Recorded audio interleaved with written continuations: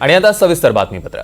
राज्यात 26 ते 28 सप्टेंबर दरम्यान पावसात वाढ होण्याची शक्यता आहे। पुढील 2 दिवसात येत्या 24 सप्टेंबरला बंगालच्या उपसागरावर 1 किलोमीटर दाबाचा पट्टा निर्माण होण्याची शक्यता आहे। या कमी दाबाच्या पट्ट्याच्या प्रभावामुळे राज्यातील विविध भागांमध्ये 26 ते 28 दरम्यान पावसात वाढ होण्याची शक्यता वर्तवण्यात येते। त्यामुळे शेतकऱ्यांनी काढणी केलेल्या पिकांना सुरक्षित ठेवण्याचं आवाहन कृषी विभागाने केलं आहे।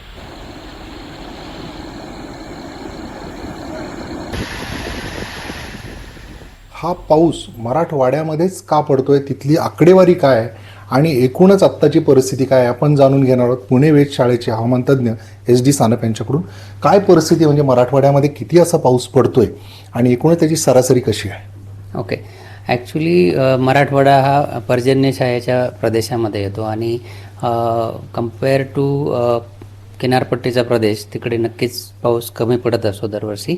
आणि यावर्षी ॲक्च्युली सरासरी आतापर्यंत 1 जून ते 22 सप्टेंबरची सरासरी बघितली तर 6 ते 4 मिलीमीटर इतका पाऊस पडणं अपेक्षित आहे, परंतु आत्ता तिथे 746 मिलीमीटर इतका पाऊस झालेला आहे, म्हणजे सरासरीच्या 24% तो एक्स्ट्रा झालेला आहे। आणि अजूनही काही या सीझनचे काही दिवस अजून बाकी आहेत, तर आपण म्हणू शकतो की सरासरीपेक्षा 24% पाऊस जास्त मराठवाड्यामध्ये झालेला आहे।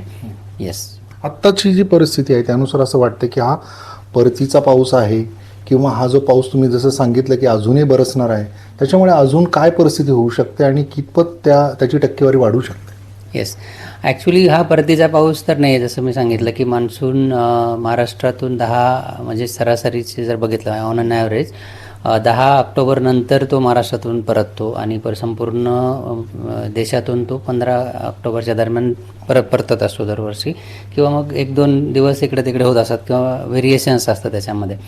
आता जो पाऊस पडतो त्याचे वेगवेगळे कारणं आहेत। मेन बघितलं तर मागच्या 2 जे कमी दाबाचे क्षेत्र होते ते जे आपलं कोस्टल आंध्र प्रदेश आणि सराउंडिंगचा जो बंगालचा उपसागर आहे तिथे जर कमी दाबाचं क्षेत्र तयार झालं आणि ते जर पश्चिमेकडे मूव्ह होत असेल तर डेफिनेटली महाराष्ट्राचा जो पूर्व विदर्भ आहे, साऊथ दक्षिण पूर्व विदर्भ, मराठवाडा, त्याचबरोबर मध्य महाराष्ट्रातला दक्षिणेचा भाग आणि कोकण किनारपट्टीचा दक्षिण किनारपट्टी इकडे जास्त पाऊस नक्कीच पडतो।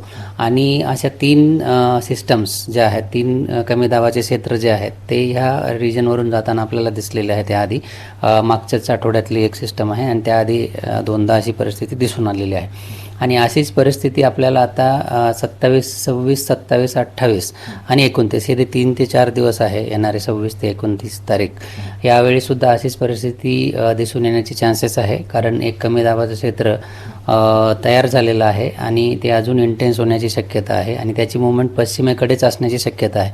त्यामुळे 26 ते 29चा जो पिरियड आहे सप्टेंबरचा या महिन्यातला, यामध्ये हे अशीच सिच्युएशन असण्याची शक्यता दिसून येते। पुढचे काही दिवस हे सतर्कतेचे असणार हे मात्र निश्चित। कॅमेरामन निकेतन मानेसह अविनाश पवार, NDTV मराठी, पुणे। त्यामुळे आता पुढील काही दिवस राज्यात आता पावसाचा जोर असाच कायम राहण्याची शक्यता वर्तवण्यात येते। हवामान खात्यानं हा अंदाज वर्तवलेला आहे, आपण आता सुद्धा बघितलं, त्यांच्याशी संवाद सुद्धा साधलेला आणि विशेषतः 26 ते 28 सप्टेंबर दरम्यानचा जो काळ आहे तेव्हा पाऊस अधिक वाढू शकतो।